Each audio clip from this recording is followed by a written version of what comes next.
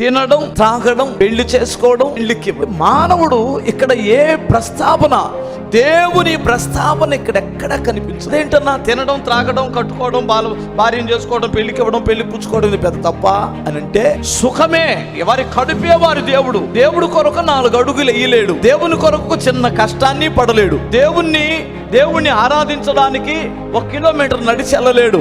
శరీరము కొరకే కష్టపడ్డారు, ఆత్మ విషయమై ఆలోచించలేదు.